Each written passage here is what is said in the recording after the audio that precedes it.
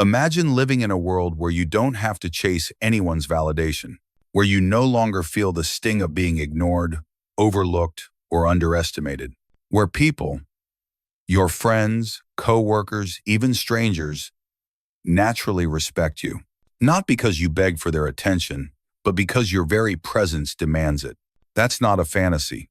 It's not manipulation. It's not a social trick. It's the timeless truth of Stoic philosophy, the art of becoming unshakable. We live in a world obsessed with validation. Think about it. We post a photo and wait for likes. We speak and immediately scan the room to see who agrees. We chase approval in relationships, at work, even in silence. And yet, the more we chase validation, the less valuable we seem. It's strange, isn't it? The harder you try to prove your worth, the faster people stop noticing it. You start over-giving, over-explaining, and over-apologizing, until one day you wake up and realize you've become invisible in your own life. But the Stoics philosophers, like Marcus Aurelius, Seneca, and Epictetus, they discovered a different path, a path that doesn't depend on approval, applause, or popularity. They learned that true respect, the kind that lasts, comes not from chasing value, but from embodying it. In this video, we'll explore 9 timeless Stoic strategies that can transform how others see you and how you see yourself. These are not tricks. They are disciplines of the mind and the soul. When practiced, they change your energy, your presence, and your gravity. Because the truth is simple. When you become calm, grounded, and self-controlled, people can feel it. They notice you. They listen to you. They respect you without you asking for it. Before we begin, let me ask you something. Have you ever felt invisible? Have you ever worked so hard to be kind, capable, and loyal, only to be taken for granted, as if your presence didn't matter? It's not because you're not enough. It's not because people are cruel. It's because value isn't communicated through effort alone. It's communicated through energy. And your energy comes from your mindset, your boundaries, your discipline, and the quiet confidence that says, I know who I am. That's what Stoicism teaches. It's not a cold philosophy meant for monks and emperors. It's a guide for living with inner peace, outer strength, and timeless dignity. These 9 strategies we're about to explore will show you exactly how to do that. Each one is simple. They're not about changing others. They're about mastering yourself. Because once you stop begging for value and start embodying it, the world has no choice but to recognize it. But before we dive in, here's a little warning. These principles won't make everyone like you. Some people might even resent you for them. Because when you start respecting yourself, you automatically set boundaries that make others uncomfortable. And that's okay. Because respect is greater than popularity.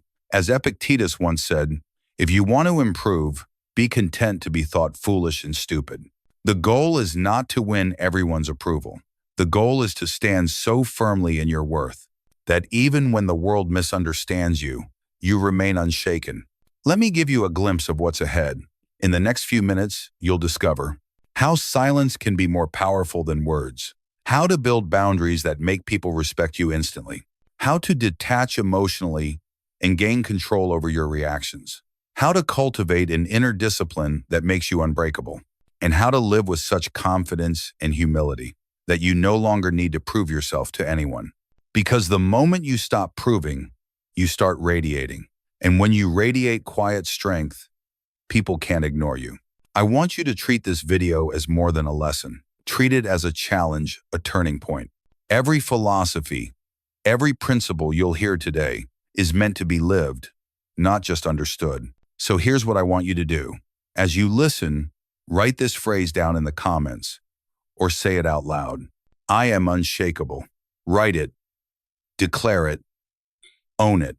Because the moment you declare those words, you've already taken the first step toward becoming the kind of person who no longer begs for worth, but simply is worthy. Let's be clear. This video is not about tricks or quick fixes or how to make people like you. It's about alignment, aligning your actions, your emotions, and your values, so that respect becomes a natural byproduct of who you are. When you embody strength, calmness, and control, you don't need to raise your voice. You don't need to chase. You don't even need to explain yourself. Your presence does all the talking. That's the power of Stoicism. Timeless, grounded, and unshakable. So here's the promise. By the end of this journey, you'll walk away with 9 Stoic strategies that will not only change how others value you, they'll change how you value yourself. Because once you begin to see yourself through the lens of virtue and strength, you'll realize something profound. You never needed validation. You only needed alignment. And alignment creates gravity. People are drawn to those who live with peace. That's why emperors, warriors, and philosophers alike followed these same timeless principles. They lived by them, and their legacies, their names still echo through history. So today, it's your turn. Today, you begin the same journey, the journey of becoming unshakable, not by pretending to be strong, but by discovering the quiet power that's already within you. Because the truth is, when you stop chasing value and start embodying it, the world doesn't just notice you, it respects you. So take a deep breath, clear your mind, and get ready to step into the next level of your life. Stoic notes, and the path begins right now. Scene opens, calm music. Narrator speaks slowly and clearly. If there's one truth the Stoics understood better than anyone, it's this. No one will ever value you more than you value yourself. That's not arrogance. That's reality. Think about it. How can you expect others to respect you if you keep treating yourself like an afterthought? How can you expect them to see your worth when you keep questioning it every time someone ignores you? The first Stoic strategy, the foundation for everything that follows, is simple yet profound. Value yourself before expecting others to value you. We live in a world where everyone's trying to be seen. Social media has turned validation into oxygen. People post, compare, refresh, and panic if the likes don't come fast enough. It's exhausting, this endless chase to feel. But here's the thing. When your sense of worth depends on approval, you become fragile. You start bending your personality just to fit in. You smile when you're hurt, agree when you disagree, and overextend yourself, hoping someone will finally notice your effort. And the cruel irony, the more you chase approval, the less you're respected. Because people don't value desperation, they value dignity. The Stoics understood this over 2,000 years ago. They lived in times of chaos, wars, betrayal, and suffering, yet somehow they carried themselves with calm confidence. Not because the world was kind to them, it wasn't, but because they learned that respect begins within. Epictetus, who was born a slave, used to tell his students something extraordinary. If you want to improve, be content to be thought foolish and stupid. In other words, stop living for other people's opinions. If you know something is right, if it helps you grow, you don't need their approval. You only need your own conviction. Marcus Aurelius, an emperor who ruled the greatest empire of his time, wrote in his private journal, "We all love ourselves more than other people, but we care more about their opinion than our own." That's one of the greatest human contradictions. We love ourselves, but we betray ourselves every day for the sake of fitting in. We silence our instincts, ignore our values, and bend our standards just to feel accepted. And that's where the Stoic path begins, with the decision to stop betraying yourself for attention. Self-value isn't about arrogance. It's not about walking around thinking you're better than others. It's about honoring your own dignity. It's about refusing to settle for less than respect from anyone, including yourself. You see, arrogance screams, "I'm more important than everyone." But true self-respect whispers, "I know who I am, and I don't need to prove it." That's the difference between insecurity and strength. The insecure person constantly needs proof of their worth. The strong person simply lives it. Ask yourself honestly, how many times have you let someone talk down to you and stayed silent just to keep the peace? How many times have you overextended yourself for people who wouldn't even notice if you stopped trying? How many times have you said yes when your heart was screaming no? Every time you do that, you teach the world that your boundaries don't matter. You teach people that your respect is negotiable. And once you make your respect negotiable, they will take it from you piece by piece until there's nothing left. The Stoics would tell you this: you cannot control how others treat you, but you can control what you tolerate. Self-respect starts where self-betrayal ends. If someone constantly belittles you, walk away. If someone only calls when they need something, step back. If your workplace drains your soul but feeds your fear, reflect. It's not weakness to remove yourself from what disrespects you. It's wisdom. Because every time you choose peace over pleasing, you reclaim your power. Epictetus once said, "He is a wise man who does not grieve for the things which he has not, but rejoices for those which he has." This fitter one sitter all to down it, that includes yourself. You already possess something priceless: your reason, your virtue, your character. Those are things no one can take from you unless you hand them over. And yet, so many people trade them away every day for a fleeting moment of approval. The Stoic refuses that trade, because to the Stoic, inner wealth always outweighs outer applause. Let's get practical for a moment. How do you actually value yourself? How do you turn that philosophy into something you can live every day? Start with reflection. The Stoics began and ended each day by examining themselves. Not to judge, but to understand. Ask yourself, did I act in alignment with my values today? Did I keep my word to others and to myself? Did I allow disrespect to pass unchallenged? Awareness is the foundation of self-value, because when you know yourself deeply, you stop being controlled by what others think of you. Next, set standards. You cannot value yourself if you have no standards for how you live, love, and work. Write them down if you have to. I will not let others speak to me with disrespect. I will not overextend myself to earn love. I will not trade my peace for approval. These are not walls, they are boundaries. And boundaries don't keep people out. They keep your dignity in. Finally, practice saying no calmly, firmly, unapologetically. Not every request deserves your time. Not every person deserves your energy. Not every opportunity deserves your peace. The Stoics believe that self-control is the highest form of freedom. And sometimes, the greatest act of self-control is the courage to walk away. When you value yourself, something powerful happens. Your energy changes. People can feel it. You start speaking slower, standing taller, and moving through the world without the constant need to prove anything. Some will notice the change, and they'll test it. They'll push boundaries you used to let slide. Stay firm. Let them walk away if they must, because the right people will respect you for it. Self-respect is magnetic. It repels those who want to use you and attracts those who value you. Remember this: the way you treat yourself sets the tone for every relationship in your life. If you act like your time is cheap, people will spend it carelessly. If you act like your energy is limitless, people will drain it without guilt. But when you start carrying yourself with quiet dignity, you teach others that your presence is a privilege, not a convenience. Marcus Aurelius once said, "Waste no more time arguing about what a good man should be. Be one." You don't need to tell people how valuable you are. You don't need to defend your worth. You simply need to be it through your actions, your discipline. Because when you embody value, you don't have to ask for respect. You command it. So let this be your first step on the Stoic path. Before you demand recognition, recognize yourself. Before you beg to be seen, see your own strength. Before you ask others to value you, make sure you've stopped undervaluing yourself. That's the root of all Stoic power. Not control over others, but mastery over yourself.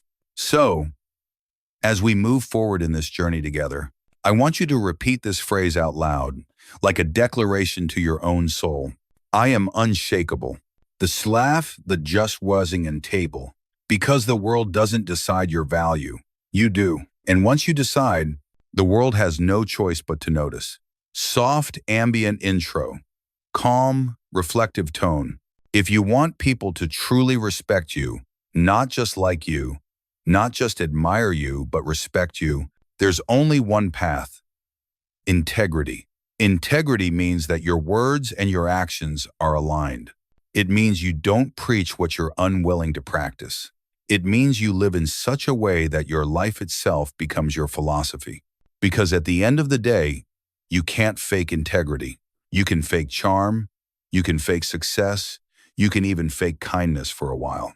But you can't fake consistency. People may not always agree with you, but when they know you are steady, honest, and true to your word, they trust you, and trust is the foundation of value. We live in a time where words are cheap. Everyone's posting quotes about honesty, discipline, and virtue.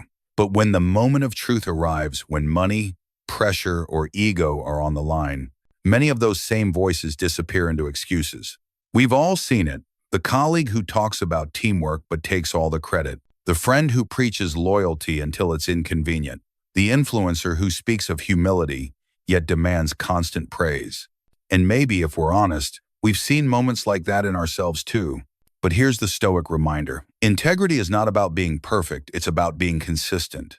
It's the discipline of matching your words to your actions, even when it costs you something. Epictetus once said, "Don't explain your philosophy, embody it." And was the embody. That's one of the most powerful Stoic lines ever written. He's saying, stop trying to convince people who you are, just be it.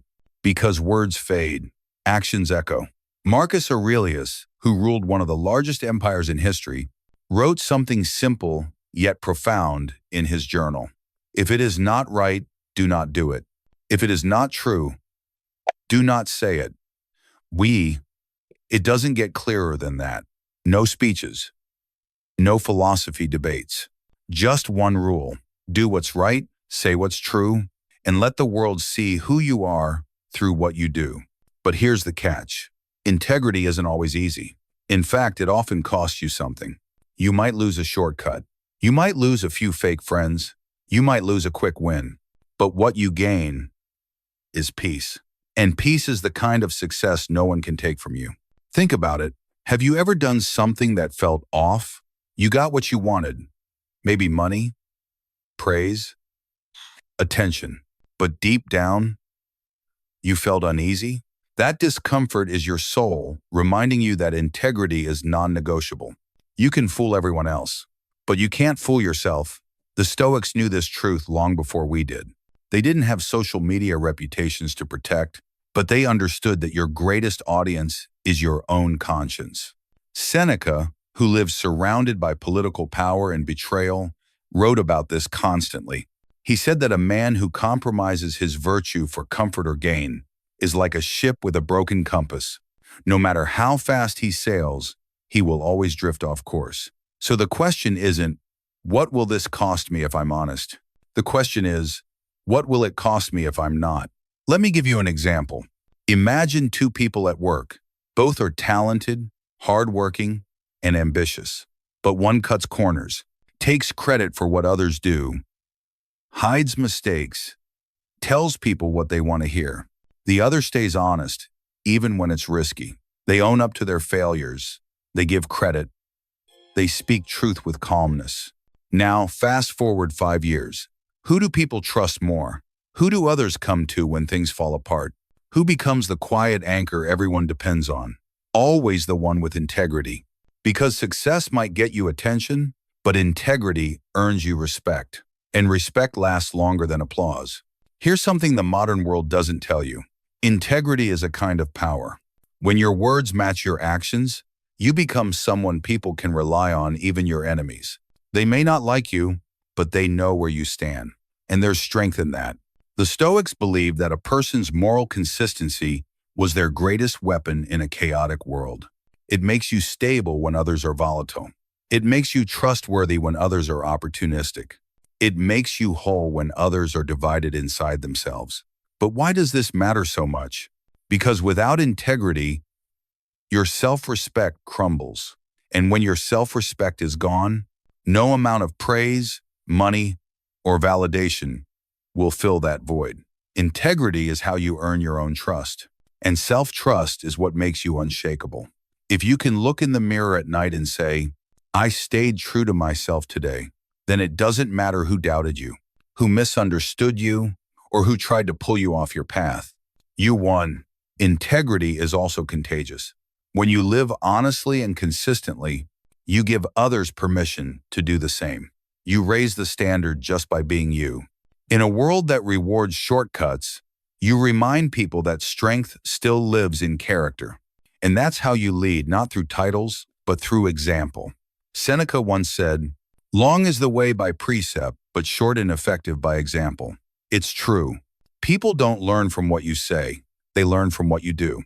You don't need to lecture about discipline, just show up consistently. You don't need to talk about honesty, just be honest, even when it hurts. You don't need to prove your loyalty, just stand by your word when no one's watching. That's integrity in motion, and integrity in motion inspires the world. Now, let's get real for a moment. Living with integrity means you'll be misunderstood sometimes. People might call you stubborn, difficult, or too serious. They'll say you should bend a little to get ahead, but bending too much breaks you. The Stoic answer: let them misunderstand you. As long as your conscience is clean, you don't need their approval. You only need your alignment. Because at the end of the day, you're not here to impress. You're here to embody. So how do you practice integrity? Day by day. Keep your promises, especially the small ones. If you say you'll be there at 7, be there. If you say you'll call, call.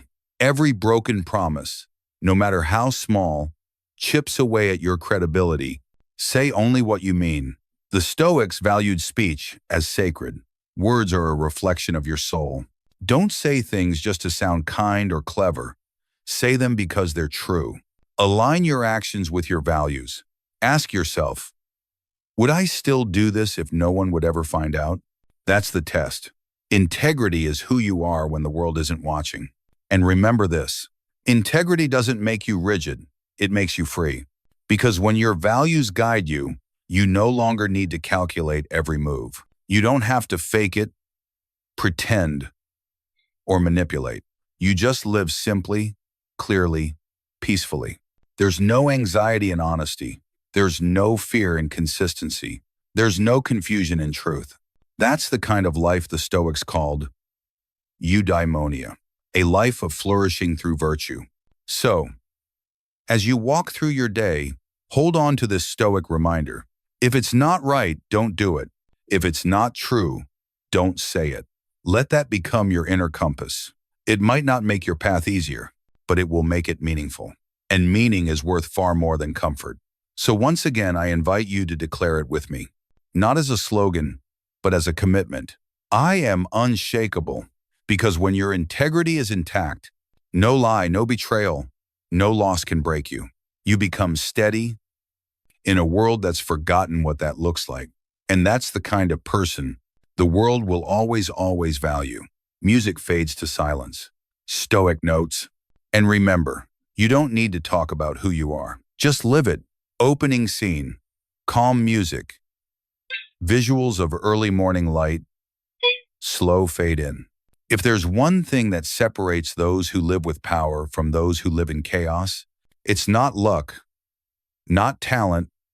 It's discipline, the quiet strength that no one sees but everyone feels. The Stoics believe that discipline isn't just a habit, it's a fortress. A fortress built from small, deliberate actions that protect you from the storms of life. Because when you master yourself, no one and nothing can truly control you. Let's be honest, the word discipline doesn't sound exciting. It doesn't sell books or get millions of views like motivation does. But motivation fades. Discipline endures. Motivation depends on how you feel. Discipline depends on who you are. That's why the Stoics called discipline the ultimate freedom. Because once you can command yourself, you're no longer a slave to anything else. Take Epictetus, for example. He was born a slave. He didn't control his freedom, his food, or even his own body. But he discovered something his masters could never touch: his mind. He said, "No man is free who is not master of himself." That one sentence contains the entire Stoic philosophy of power. He couldn't change his circumstances, but through discipline, through training, his thoughts, his reactions, his choices, he became untouchable. By the time he was free, he was already freer than most people ever are. Marcus Aurelius, the emperor of Rome, carried the same truth in his private reflections. Every morning he reminded himself, "You have power over your mind, not outside events." Even as the most powerful man in the world, he understood that external power means nothing if you can't control your own impulses, emotions, and habits. Because think about it, if you're ruled by anger, laziness, or fear, what good is freedom? If your mind is your prison, discipline is how you build your inner kingdom. It's not punishment, it's protection. When you're disciplined, you don't need to fight every battle because you've already conquered yourself.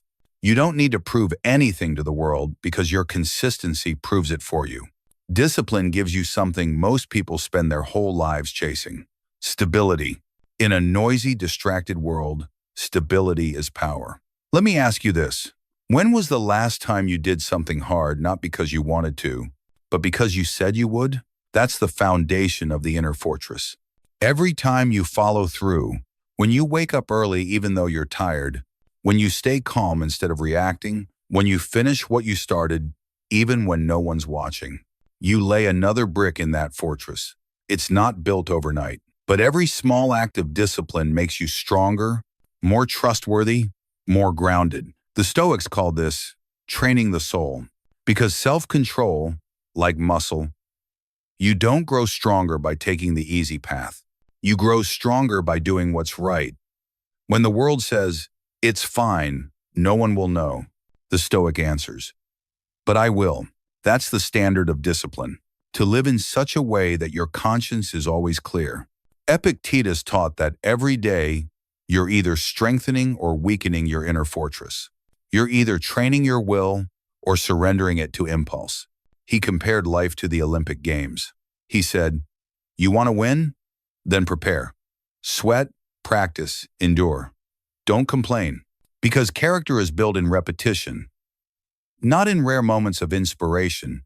Let me give you a modern example. We all know someone who constantly talks about change. They say, "I'm going to start getting up early. I'll start working out next week. I'll finally write that book someday." But someday never comes because discipline doesn't live in intentions. It lives in action. The Stoics didn't believe in someday. They believed in today. They believed in the power of showing up even when no one claps, no one notices, and no one cares. Because in those quiet, unseen moments, you become who you truly are. Discipline also means silence when you want to argue. It means restraint when you want to lash out. It means patience when you crave immediate results. Marcus Aurelius wrote, "Be tolerant with others and strict with yourself." He didn't mean harsh or cruel. He meant hold yourself to a higher standard while showing compassion to the weaknesses of others. Because that's how true leaders and true Stoics live. So how do you start building this inner fortress today? You don't need to change your entire life. You just need to pick one small thing and stay consistent. Wake up at the same time every morning. Eat with awareness instead of impulse. Finish your work before you open your phone. Spend 5 minutes reflecting in silence instead of reacting online. These tiny disciplines may seem meaningless, but remember this: brick by brick, the wall grows tall. One act of discipline at a time, you become unstoppable. I've learned this the hard way too. There were days when I waited for motivation to find me, and it never did. But once I decided to stop waiting and started acting, something changed. You begin to realize that discipline is not a burden. It's liberation. When you control yourself, you stop being controlled by everything else. You stop being a prisoner of procrastination. You stop being a victim of your moods. You stop being pulled by the chaos around you, because the walls of your inner fortress stand firm. The Stoics would say, the disciplined mind cannot be invaded. And they were right. You become immune to manipulation because no one can tempt you away from what you've already chosen. You become immune to chaos because your peace no longer depends on what happens outside of you. In a distracted world, discipline makes you rare. In a weak world, it makes you trustworthy. And in a noisy world, it makes you powerful. Quietly, steadily, unshakably. Let's be real, you won't always feel like it. There will be days when your mind says, "Not today." And that's exactly when you must remind yourself, Discipline is not about feeling ready. It's about remembering who you are. You are stronger than your excuses. You are greater than your distractions. And every time you choose discipline over comfort, you become a little more free. So tonight, before you sleep, ask yourself, did I win the battle within today? Did I keep my word to myself? Did I build another brick in my fortress? If the answer is yes, then no matter what else happened, you won the day. Because the Stoics didn't measure success by wealth or status. They measured it by mastery of the self. So take this with you. The world may shake, people may fail you, plans may collapse, but if your inner fortress is strong, you remain. That's what it means to be Stoic. That's what it means to be unshakable. So once again, say it with me not as a slogan, but as a reminder. I am unshakable because the walls you build today, you will protect the peace you'll need tomorrow. Soft outro music fades out, Stoic notes. And remember, you don't need to conquer the world. Just conquer yourself and the world will follow. Opening scene. Soft, minimal piano music. The screen fades from black to a slow-motion shot of calm water. Have you ever noticed how loud the world has become? Everyone's talking. Everyone's arguing, proving, defending, reacting. And yet, very few are actually listening. But here's a timeless truth the Stoics understood. Power is not always in what you say, but in what you choose not to say. The fourth Stoic strategy is this. Nurture the power of silence, because silence is not weakness. Silence is strength under control. Anyone can speak out of anger. Anyone can shout to prove a point, but it takes extraordinary strength to stay calm. When your ego is begging to react, that right there is where your real power lives. Marcus Aurelius once wrote, "Be silent for the most part, or speak only what is necessary." He wasn't saying never talk. He was saying, choose your words like a craftsman chooses his tools. Don't waste them. Don't dull their edge, because words once spoken cannot be taken back. In the same way that fire can warm or destroy, your words can either build respect or burn bridges. And silence is the wisdom to know the difference. Let's face it, the world today rewards noise. The louder you are, people interrupt, argue, and compete to be heard. Social media has turned conversation into combat. But here's the irony. The more everyone talks, the less meaning words have. And in that chaos, the person who can stay calm, composed, and quiet becomes magnetic because silence stands out. It's rare, and anything rare has value. Have you ever been in a meeting where everyone was talking over each other, and then one person, the quiet one, finally spoke? The room fell silent. Everyone leaned in, and that one sentence carried more weight than all the noise that came before it. That's the Stoic way of communication. Few words, deep meaning. Because when you speak less, your words carry the gravity of thought. Silence isn't about hiding your voice. It's about mastering timing. There's a season for words and a season for stillness. Ecclesiastes said it beautifully. There is a time to speak and a time to be silent. The Stoics lived by that same rhythm. They understood that silence is not absence, it's awareness. When you're silent, you're not empty. You're observing. You're learning what others miss. You're reading tone, emotion, intent. You're understanding what's really being said beneath the surface. Epictetus used to say, "We have 2 ears and 1 mouth, so that we can listen twice as much as we speak." It is not backed to buys, because true wisdom doesn't come from constant talking. It comes from careful listening. When you stay quiet, you allow others to reveal themselves. The arrogant expose their pride. The dishonest expose their contradictions. The angry expose their insecurity. You don't have to expose them. They do it themselves. All you have to do is stay calm.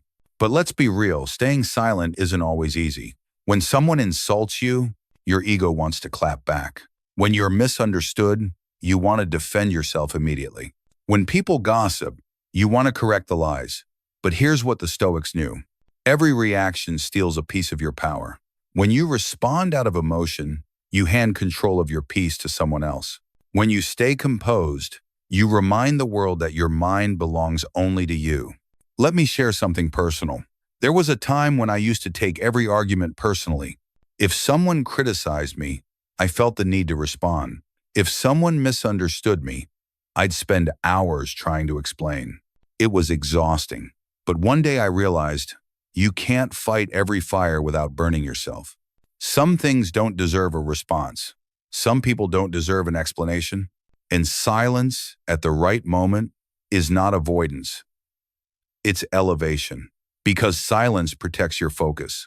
It protects your energy, and it protects your peace. Marcus Aurelius called this calm strength. He wrote, "The best revenge is to be unlike your enemy." When someone tries to drag you into conflict, don't join them in the mud. Rise above with silence. Because silence disarms what noise cannot defeat. Now, silence doesn't mean passivity. It's not about letting others walk over you. It's about choosing how and when to respond. There are moments when you must speak truth clearly and calmly, but you don't need to raise your voice to raise your impact. The quieter you are, the more your calmness cuts through the chaos. Think of a skilled swordsman. He doesn't swing wildly in every direction. He waits. He observes. And when the moment is right, one precise strike ends the battle. That's how your words should be.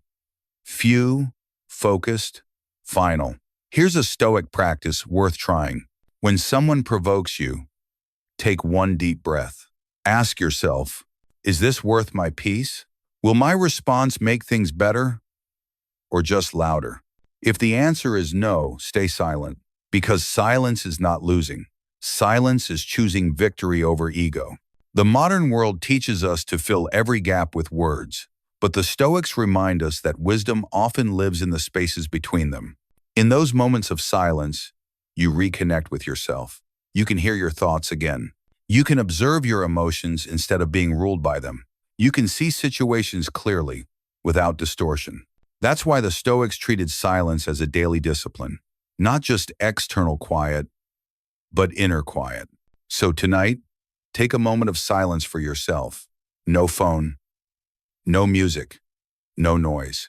It.orm. Just you and your thoughts. At first, it might feel uncomfortable, because silence forces you to face what you've been avoiding. But stay with it, because in that stillness, you'll find clarity, peace, and strength that constant noise will never give you. Seneca once wrote, "It is better to be silent and be thought a fool than to speak and remove all doubt." And there's a strange power in that, because the less you speak, the more people wonder what you're thinking. The less you reveal, the more they pay attention when you finally do. That's how silence commands respect. Not through intimidation, but through composure. So remember this, my friend. Don't waste your words trying to be understood by everyone. Don't waste your energy explaining your worth. Let your actions, your calm, your consistency all do the speaking for you. Because silence has gravity, and those who carry it well become impossible to ignore. So the next time someone tries to pull you into drama, the next time you're tempted to react, pause, smile, and remember the Stoic way. You don't need to speak to prove your strength. Sometimes, silence is your strength. So say it with me once more, not loudly, but quietly. From within, I am unshakable. Because when you master silence, you master yourself. And when you master yourself, no noise in the world can touch your peace. Soft outro music fades. Stoic notes. And remember, the loudest person in the room often has the weakest argument, but the calmest one always has the strongest mind. Opening scene. Slow ambient background. Visuals of waves hitting a shore and slowly calming down. Have you ever said something in anger that you instantly regretted? Or reacted to a situation so quickly, only to realize later, if you made it worse? We've all been there. That split second between what happens to you and how you respond. That's where your peace lives. Or dies. The Stoics understood this better than anyone. They called it emotional detachment, not coldness, not indifference, but the ability to feel everything and still choose how you act. Let's be clear, emotional detachment doesn't mean you stop caring. It means you stop losing control. Because emotions are not the enemy. They're messengers. But when the messenger takes over, the message chaos begins. Epictetus said it perfectly. Men are disturbed not by things, but by the views which they take of them. In other words, pain doesn't come from events themselves. It comes from how you interpret those events. And the moment you realize that, you reclaim the most powerful freedom a human being can ever have. The freedom to choose your response. Imagine someone cuts you off in traffic. Your first instinct is to explode, maybe curse, maybe honk, maybe let it ruin your morning. But what really happened? Someone moved a car in front of you. That's it. It's you who adds the story. He disrespected me. She's so selfish. This always happens to me. The Stoics would say, stop, breathe.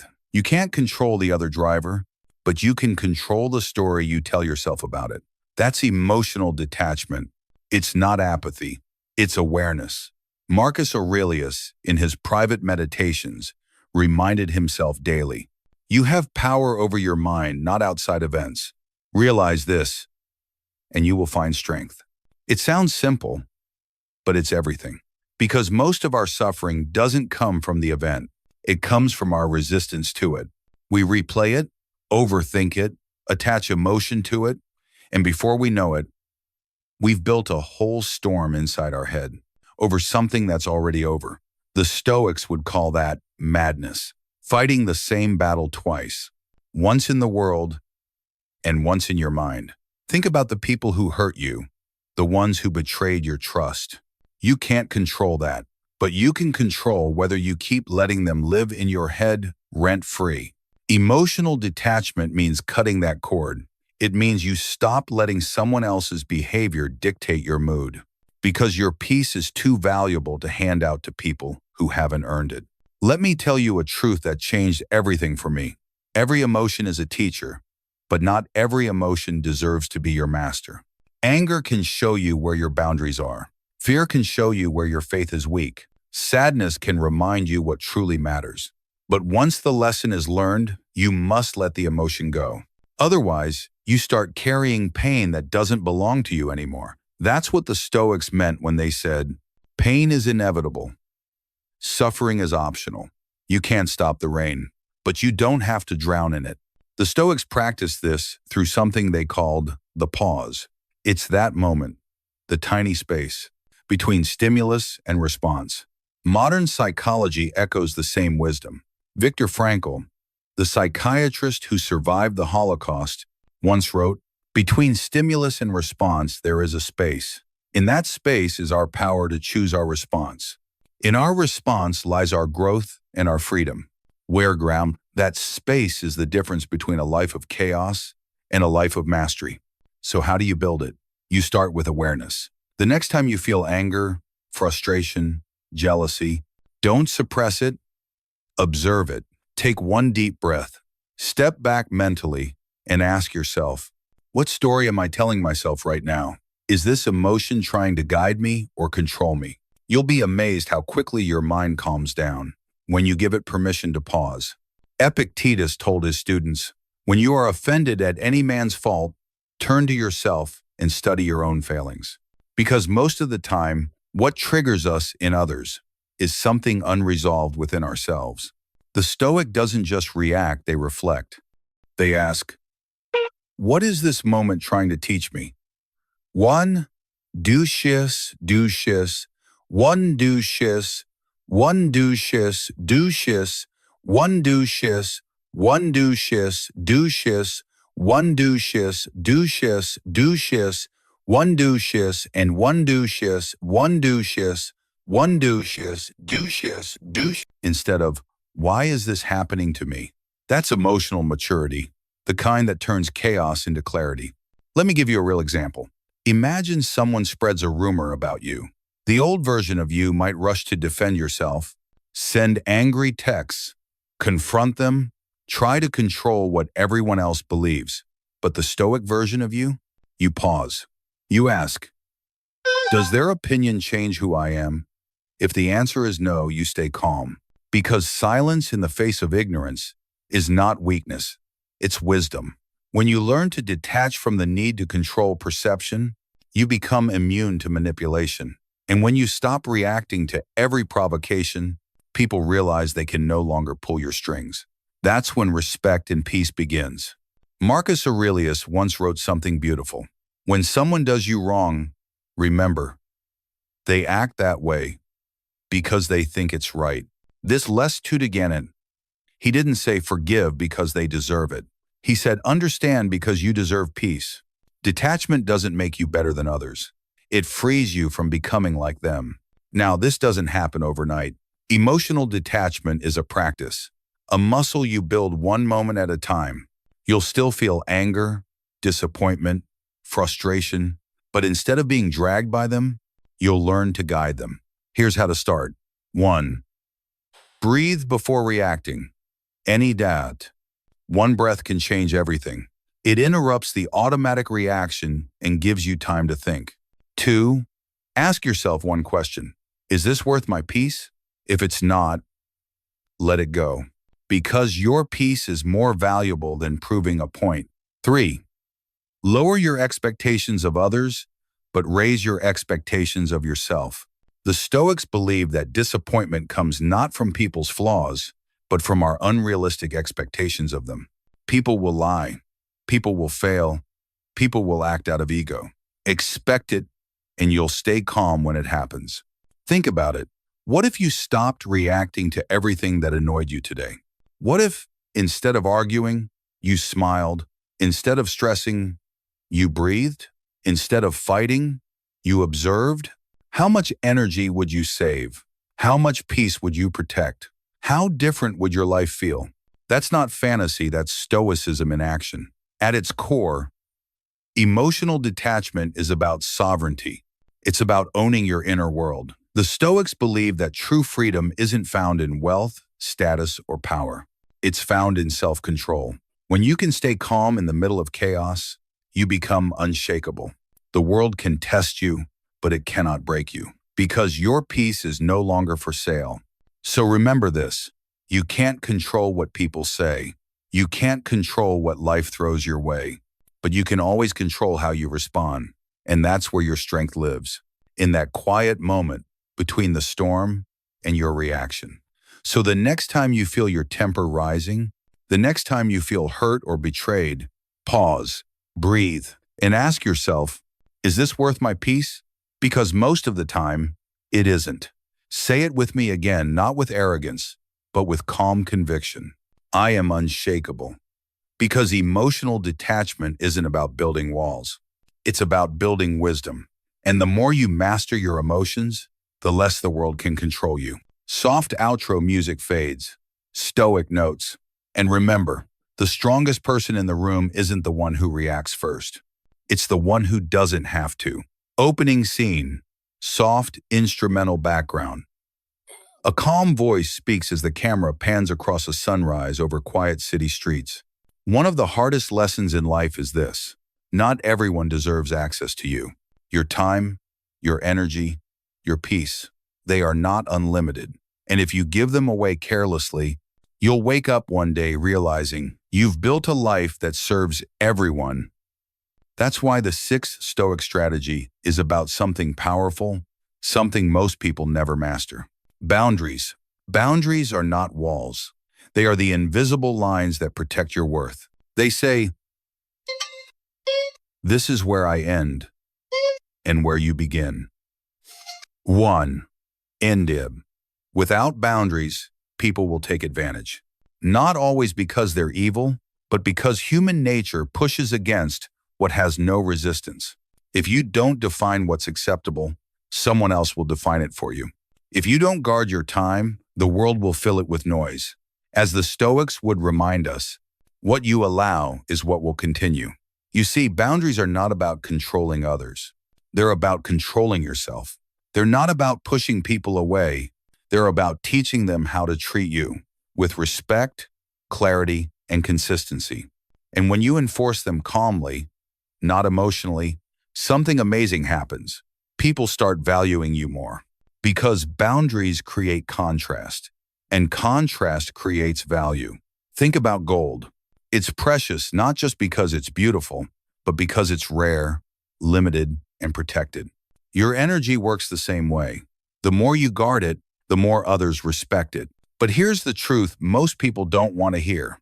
If you have no boundaries, you'll be treated like a convenience, not a person. You'll attract people who only show up when they need something. You'll say yes when you mean no. You'll give and give until you're running on empty, and no one even notices you're tired. The Stoics would call that the tragedy of self-abandonment. Because without boundaries, you don't just lose time, you lose weight, you lose gravity. You stop being someone people respect and become someone they use. Epictetus, the former slave who became a great Stoic teacher, understood this perfectly. He said, "If you wish to improve, be content to be thought foolish and stupid." In other words, don't let the fear of disappointing others stop you from protecting yourself. Some people will call you selfish when you say no. Let them, because protecting your peace isn't selfish, it's sacred. Marcus Aurelius practiced this, even as an emperor. He kept his inner circle small, his schedule disciplined, his focus clear. He knew that, to lead effectively, he had to protect his mental and emotional space. He wrote, "Ask yourself at every moment, is this necessary?" That single question, is this necessary, is the essence of boundaries. Think about your daily life. How many things do you say yes to that drain you instead of strengthen you? How many conversations, arguments, and obligations? What do you keep engaging in just because you don't want to seem rude or distant? Every yes to something meaningless is a no to something that matters. Every time you overextend yourself, you dilute your power. Every time you chase approval, you lose self-respect. And here's the paradox. The moment you stop being available to everyone, you become more respected by everyone, because scarcity breeds respect. Boundaries also test your calm. Anyone can say no with anger, but it takes true strength to say no with peace. You don't have to defend, explain, or justify. You simply state your boundary and let your consistency do the talking. The Stoics called this tranquil firmness, the ability to remain steady without hostility. Seneca once said, "A sword never blunts by being kept in its sheath." In the same way, you don't need to constantly prove your strength. Just carry it quietly and use it when necessary. Let's get practical for a moment. How do you live with boundaries, Stoic style? Here are 3 practices that change everything. 1. Say no without apology. You don't owe everyone an explanation. No is a complete sentence. Use it with calmness and clarity. 2. Protect your calendar like a fortress. Your time is sacred. Don't fill it with things that don't align with your values. Schedule rest, focus, and solitude, not just work. Don't argue endlessly. The Stoics believed that arguing with fools wastes your energy. Marcus Aurelius said, "You don't have to turn this into something. It doesn't have to upset you."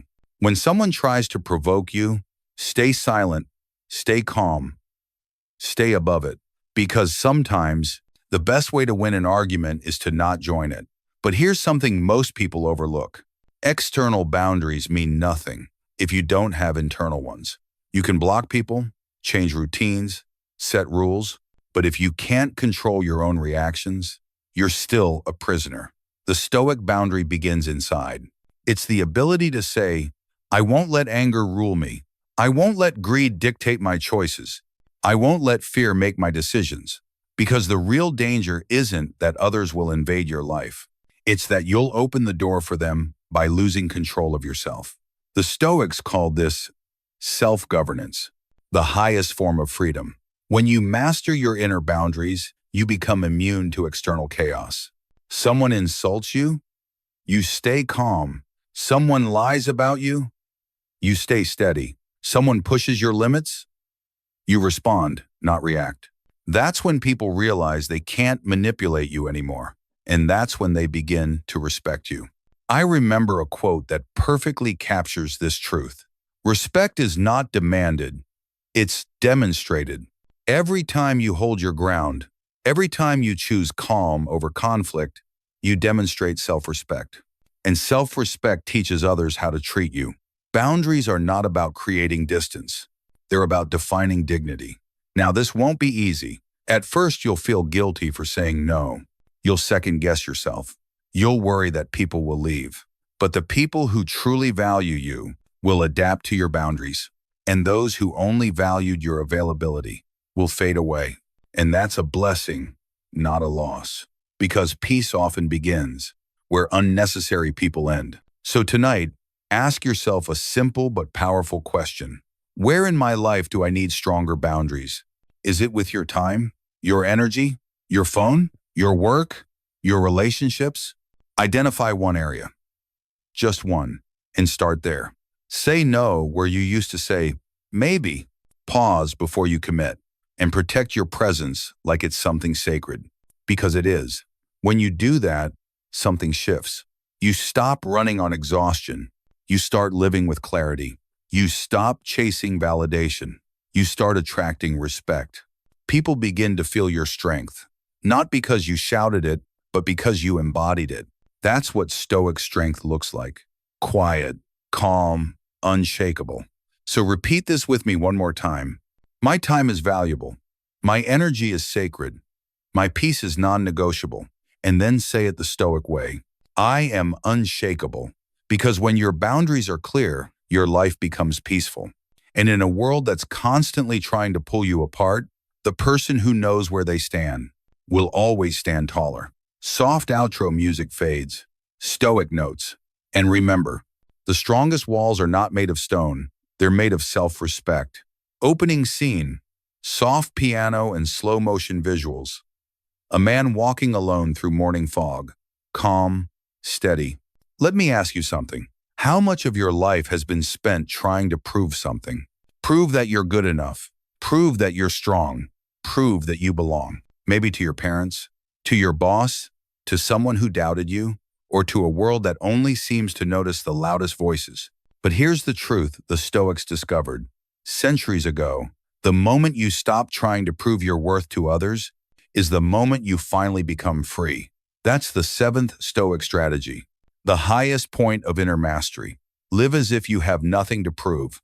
We live in a culture that constantly whispers, show them, impress them.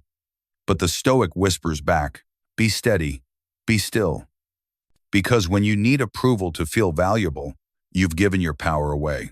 You become a slave to opinion, chained not by iron, but by insecurity. And nothing will ever be enough. You'll climb one mountain of validation only to find another waiting.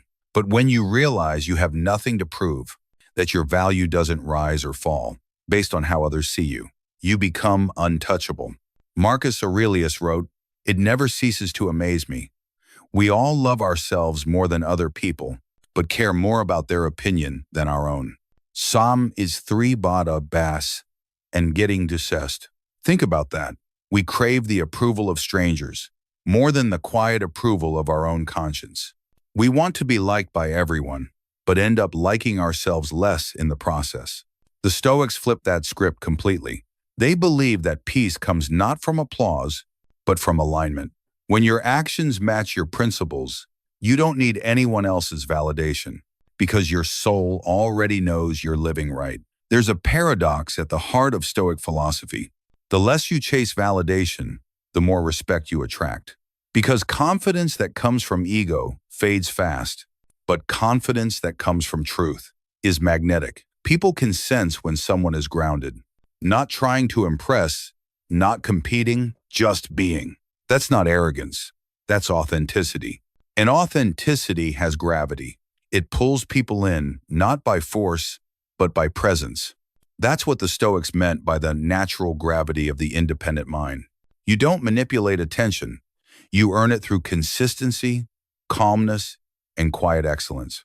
Let's be honest, most people today are performers. They wear masks to fit in, to seem confident, to gain likes, followers, validation. But here's the thing about masks. They always crack under pressure. Stoicism teaches you to live without one, to be unshakably real. Epictetus said, "If you wish to improve, be content to be thought foolish and stupid," meaning, don't bend yourself for approval. Be willing to look wrong, misunderstood, or underestimated, if it means staying true to your values. Because your job isn't to be admired. Your job is to be aligned. When you live with nothing to prove, you stop performing and start being. You start speaking truth instead of rehearsed perfection. You start focusing on your craft, not your reputation. You stop explaining your worth and let your actions speak louder than your ego ever could. That's the quiet power of self-assured people. They don't need to announce who they are. They show it through calm consistency. Now, there's a question I want you to ask yourself. Who am I when no one is watching? Because that's your real self. Not the polished version you show online, not the one chasing applause, but the one who still chooses integrity, even when there's no reward. That's the self the Stoics cultivated, a person who answers only to their own conscience. Seneca said, "What you do when no one compels you will reveal who you truly are." And that's the essence of living with nothing to prove. Your motivation comes from within, not from the crowd. But how do you get there? How do you stop caring what people think? In a world built on opinions, it starts with awareness. Notice how often your choices are driven by fear. Fear of judgment, fear of being misunderstood, a fear of not being enough. Then ask yourself, enough for who? By whose standards? Because if you're constantly measuring yourself by someone else's ruler, you'll always come up short. The Stoics replaced those external rulers with internal ones: virtue, reason, and discipline. They stopped asking, "Do they like me?" and started asking, "Did I act with wisdom, courage, and integrity today?" That's a life no critic can destroy. Let me share a story. There's a parable about a wise man who entered a marketplace where everyone was shouting for attention, each one trying to sell louder, outshine the rest. But he stood silently, calm, steady, his eyes clear, his energy grounded. People noticed him, not because he shouted, but because he didn't. That's what it means to live with nothing to prove. You stop competing for noise and become a signal of calm in a world addicted to chaos. When you're no longer addicted to being liked, you gain something far greater: peace.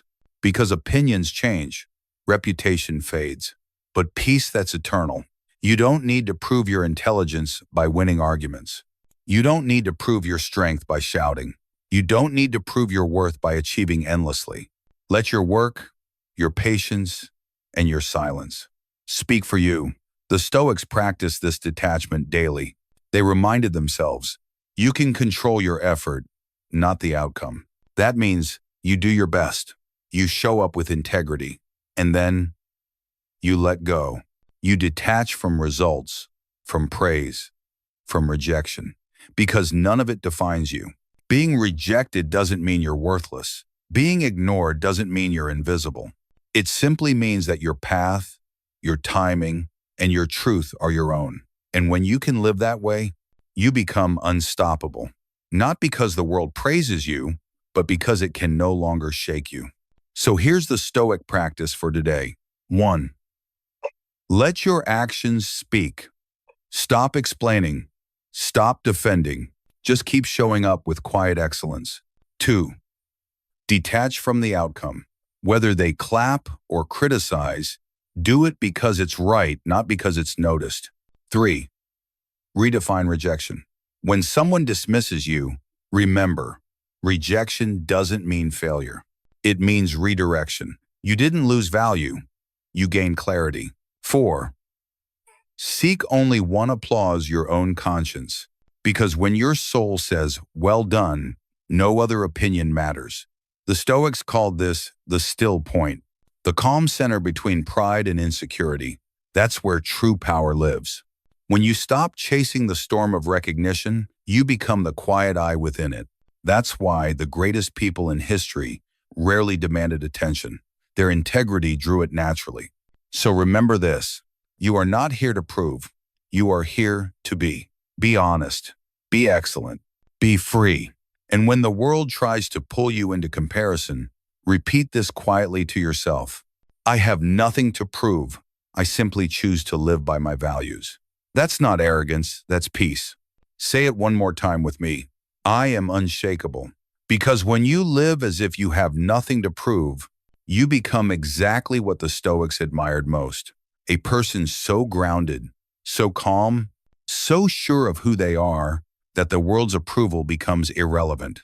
You stop chasing attention and you start attracting respect. Soft outro music fades. Stoic notes. And remember, when you have nothing to prove, you have everything to give. Opening scene. Soft cello music. The screen fades from black to an image of a man standing in the rain, looking up toward the light breaking through the clouds. Every person you admire, every strong, calm, unshakable soul, has one thing in common.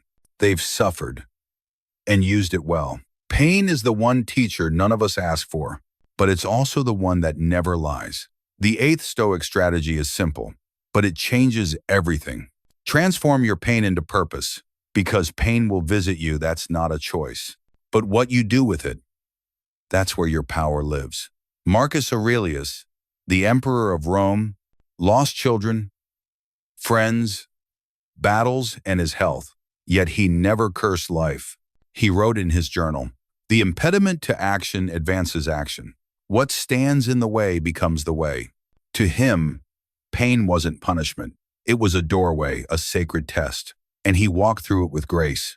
You see, the modern world teaches us to avoid pain, to run from it, numb it, distract ourselves.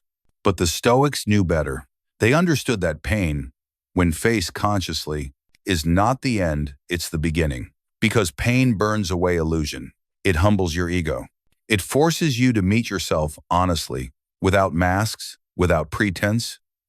That's where transformation begins. Epictetus was born a slave. He was beaten, humiliated, and told he was worthless. Yet he became one of the greatest philosophers in history. How? By refusing to let pain define him. He said, "Do not seek for events to happen as you wish, but wish for events to happen as they do, and your life will flow well." In other words, stop fighting the storm. Learn to sail through it. Because what breaks the weak builds the wise. Think about your own life. Maybe you've lost someone you love. Maybe you've been betrayed. Maybe life didn't go the way you planned. The Stoic doesn't deny the pain. They feel it fully, but they don't drown in it. They ask, what can this pain teach me? How can this suffering refine my character? How can I use this to become better, not bitter? That's the Stoic mindset. Pain as fuel, not a prison. Seneca wrote, "Fire tests gold. Adversity tests the brave. When life heats you up, don't melt. Be refined." Gold is not destroyed by fire. It's purified by it. In the same way, every hardship burns away the parts of you that were never truly yours. The arrogance, the attachment, the illusions. And what remains is something rare, something unshakable. Let me tell you something personal. There was a time I thought pain was proof that life was unfair, that every setback meant I was cursed or unlucky. But over time, I realized every painful moment was shaping me. Every disappointment was redirecting me. Every heartbreak was clearing space for wisdom. The Stoics were right. The obstacle really is the way. It's not just a quote for coffee mugs. It's a map for survival. Let's break that down for a moment. When Marcus wrote, "What stands in the way becomes the way," he meant this. Every obstacle contains an opportunity, if you choose to see it that way. You didn't get the job? Maybe you were meant to build something of your own. You lost someone you loved? Maybe that pain will teach you compassion. You couldn't learn any other way. You failed publicly? Maybe that failure will forge humility and courage for your next step. Life doesn't happen to you. It happens for you if you choose to use it. Pain has a strange way of showing us what matters. When life hurts, the noise fades, and what's real becomes clear. You stop caring about opinions. You stop chasing approval. You start asking deeper questions. Who am I without what I lost? What still gives my life meaning? That's where you discover purpose. Because purpose is not found in comfort. It's born in the fire. But let's be honest, turning pain into purpose isn't instant. It's a process, a practice, a discipline of the soul. The Stoics didn't escape suffering. They transformed it through action and reflection. Here's how they did it and how you can too. 1. Don't waste your suffering. Every time something hurts, ask, what is this teaching me? Pain is information. It reveals your weaknesses, attachments, and limits. Don't numb it, learn from it. 2. Turn it into service. Gourd. Gourd. The Stoics believe that the highest form of virtue is helping others. Your pain gives you empathy, depth, and perspective. Use it. Help someone who's walking through the storm you've already survived. Because when your pain becomes someone else's roadmap, it stops being pain. It becomes purpose. 3. Detach from the unfairness. In fact, Daypaxes last Daypaxes. There's life through one. Life isn't fair, but it's precise. The Stoics didn't ask, why me? They asked, why not me? Every hardship is an invitation to strengthen your mind. Every disappointment is training for resilience. When you stop expecting fairness, you start finding meaning. 4. Rewrite the story. The Stoics knew that events don't define us, our interpretation does. Seneca said, we suffer more often in imagination than in reality. Reframe your pain. Instead of, this broke me, say, this built me. Instead of, I lost everything, say, I gained perspective. That's not denial, it's mastery. And finally, 5. Let your scars become your armor. The Stoics wore their wounds with pride, not as shame, but as symbols of endurance. Your scars mean you were tested, but you didn't fall apart. They mean you were burned, but you rose. They mean you were broken, but you healed stronger. Pain is inevitable, but suffering, that's optional. When you cling to pain, it poisons you. When you transform it, it purifies you. That's the Stoic path, to turn every loss into wisdom, every wound into insight, every ending into a beginning.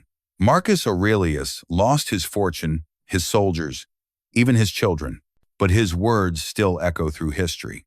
Epictetus was beaten and enslaved, but his teachings shaped the world. Seneca was forced to take his own life, but his letters still guide millions today. They didn't escape pain, they transcended it, because they understood one thing we often forget. Pain is not the opposite of life. It's part of it. It's the fire that shapes your soul. So the next time life hurts, don't ask, why is this happening to me? Ask, what if this is preparing me for something greater? Because maybe it's not breaking you. Maybe it's building you. Maybe this pain isn't punishment. It's preparation. Preparation for a version of you that's wiser, stronger, and unshakably grounded. So take a deep breath. Look at your scars, and instead of hiding them, whisper this to yourself.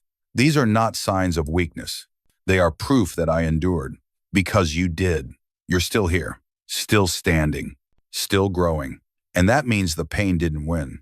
You did. Say it with me once more slowly. I am unshakable. Because when you transform your pain into purpose, you become exactly what the Stoics dreamed of.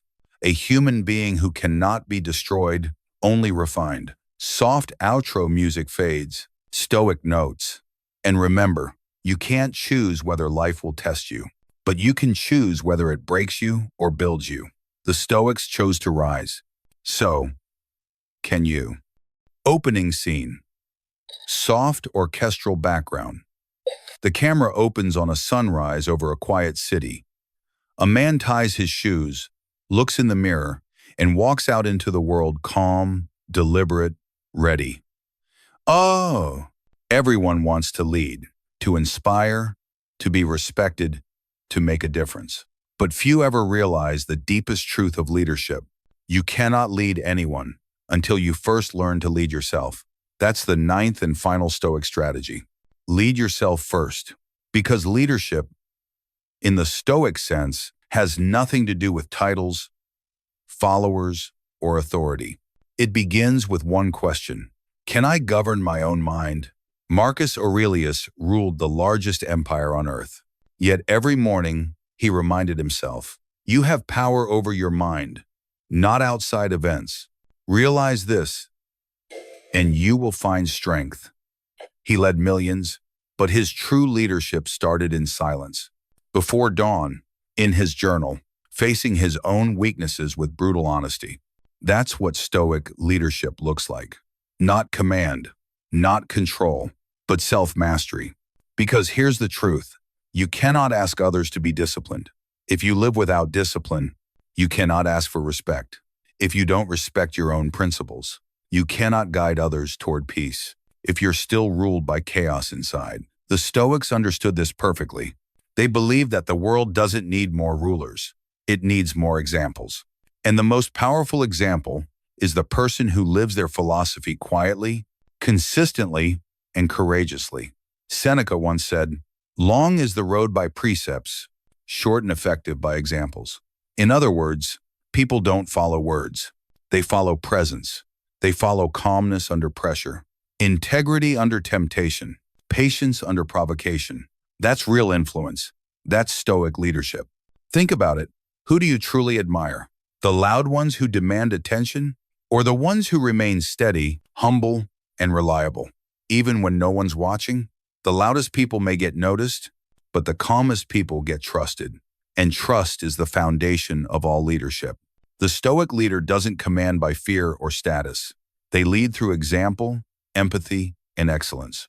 They don't try to control others.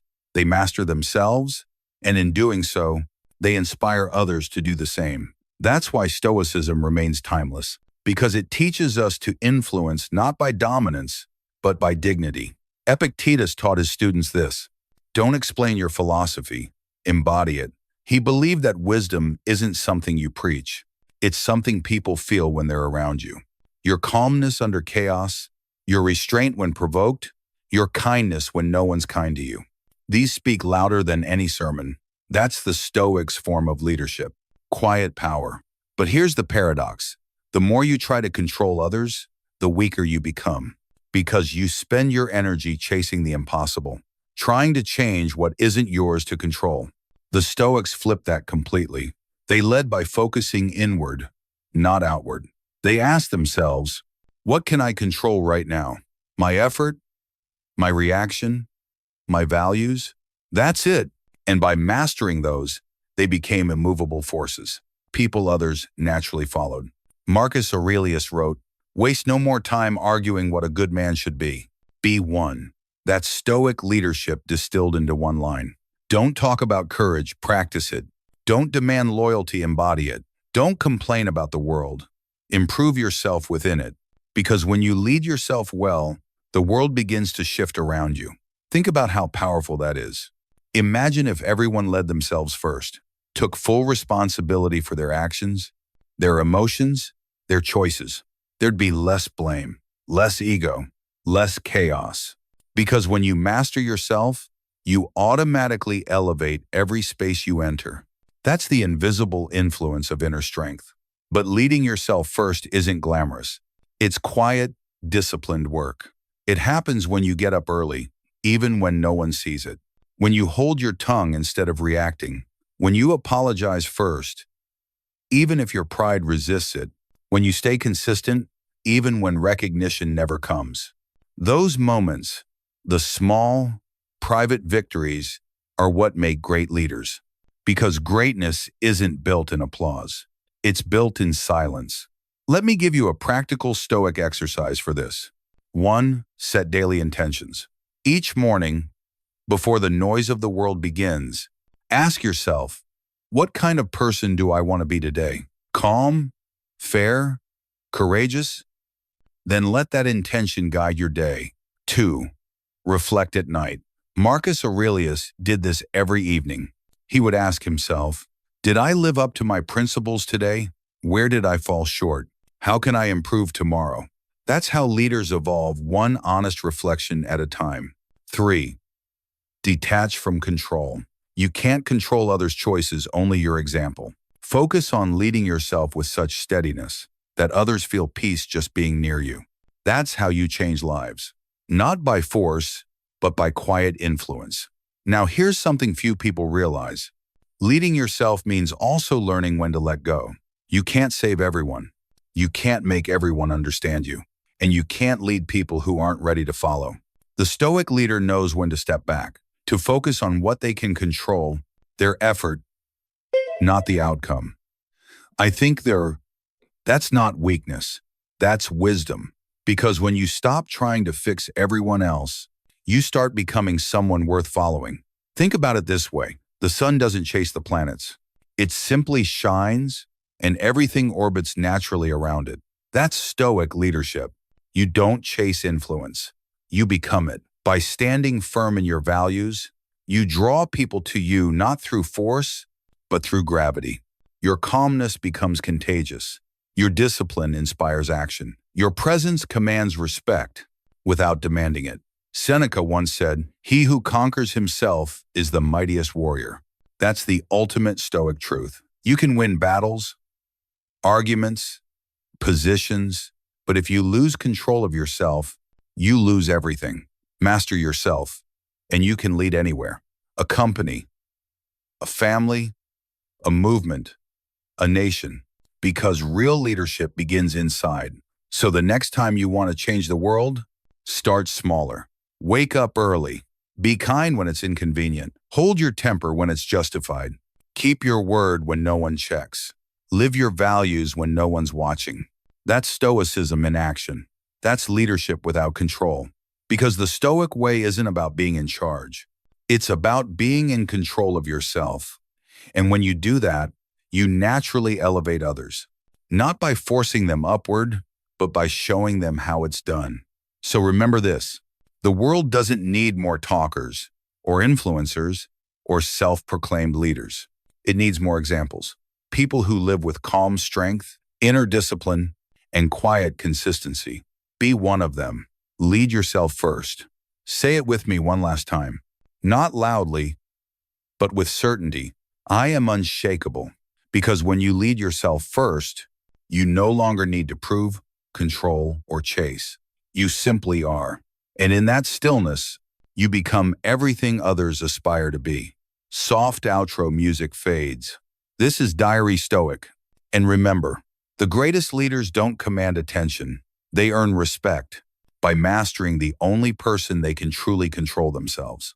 Opening scene, soft orchestral background, visuals of sunrise light slowly breaking through clouds, symbolizing inner awakening.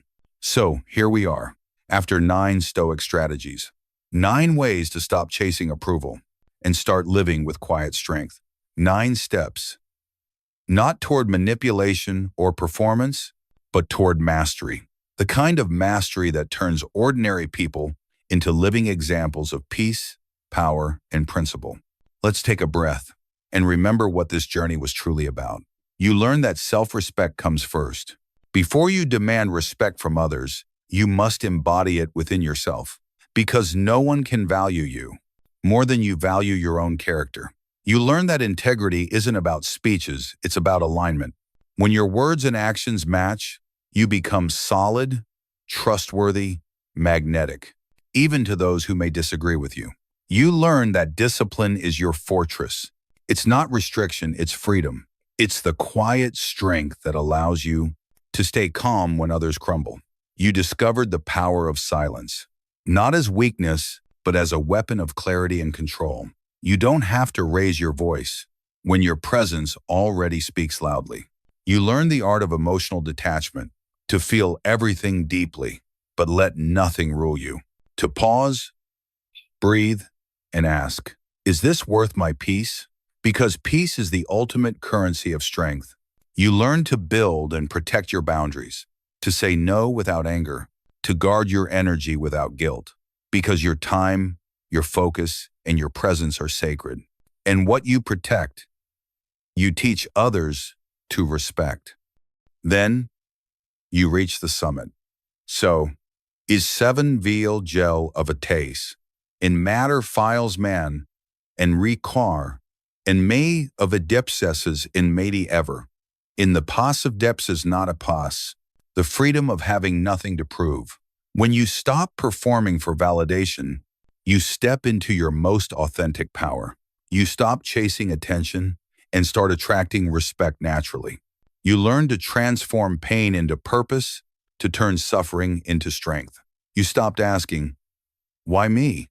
And began asking, what is this teaching me? Because the fire that burns you can also forge you.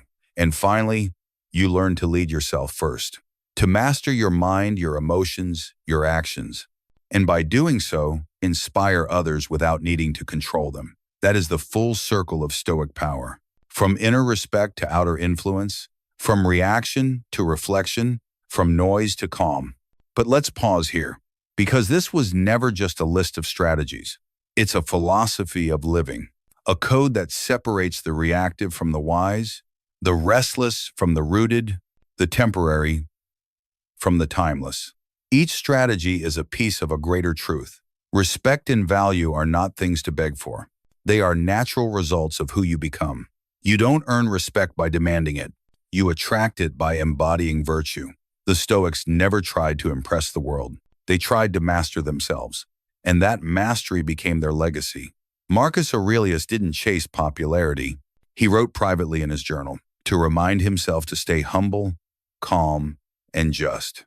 2,000 years later, we're still quoting him. Seneca didn't seek applause. He sought wisdom, and that wisdom still echoes in our lives today. Epictetus had nothing, no wealth, no status, not even freedom. Yet his teachings shaped the minds of emperors. Do you see the pattern? They didn't seek recognition. And that's exactly why they were remembered. So now the question is, how do you live this? How do you make these 9 strategies something more than words on a screen? Here's your challenge. Not tomorrow, not next week, today. 1. Choose one area in your life that needs stronger boundaries. Maybe it's your time. Maybe it's your relationships. Maybe it's your mind. Letting too many distractions drain your focus. Draw the line. Protect your peace. And remember, what you protect gains value. 2. Practice the 3-breath pause. The next time you feel triggered, insulted, or angry, take 3 slow, deep breaths before reacting. That moment of stillness, that gap, is where your power lives. It's where emotion turns into wisdom. 3. Keep a daily integrity check. Each night, ask yourself, did my words and actions align today? Did I act from virtue or from ego? That one reflection, done honestly, will change your entire character over time. Because greatness isn't built in grand moments. It's built in quiet accountability. And when you forget, because you will. When you slip, lose your temper, or fall back into old patterns, remember, that's part of the practice. Even Marcus Aurelius doubted himself. Even Seneca stumbled. Even Epictetus had to remind himself daily. The Stoic life isn't about perfection. It's about persistence. Falling 7 times, rising 8. Every day is a chance to return to center, to realign with your principles, to become a little stronger, a little calmer, a little wiser. Because the goal of Stoicism isn't to suppress emotion, it's to transform it, not to avoid pain, but to find purpose in it, not to be cold, but to be calm. It's not about being superior, it's about being steady, being the same person in chaos as you are in peace. That's what it means to be unshakable. The world is full of noise. People competing for attention, chasing validation, trying to look powerful. But true power doesn't shout. It doesn't need an audience. It's found in the man who stays calm when insulted, in the woman who says no without anger, in the person who chooses integrity even when no one notices. That's Stoic strength. Quiet, disciplined, and rare. So when life tests you, and it will, remember this. The Stoic doesn't ask for an easy road. He asks for the strength to walk the hard one with grace. And when you do, when you choose virtue over validation, truth over image, peace over reaction, the world begins to see it too. Not because you demanded it, but because your presence speaks for itself. That's the ultimate paradox. When you stop chasing recognition, the world naturally recognizes you, not for what you say, but for what you are.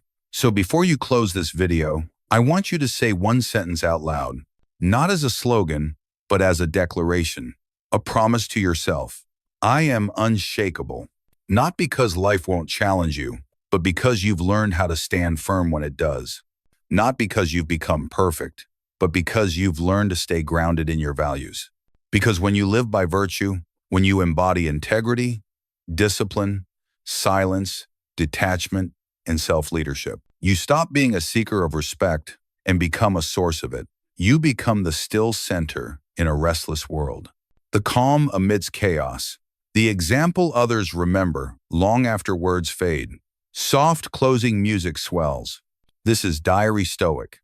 And remember, the world may not always understand you, but if you stay true to your principles, if you live with quiet virtue and unwavering peace, the world will have no choice but to respect you. Because when you become the virtue itself, you no longer chase validation, you radiate it.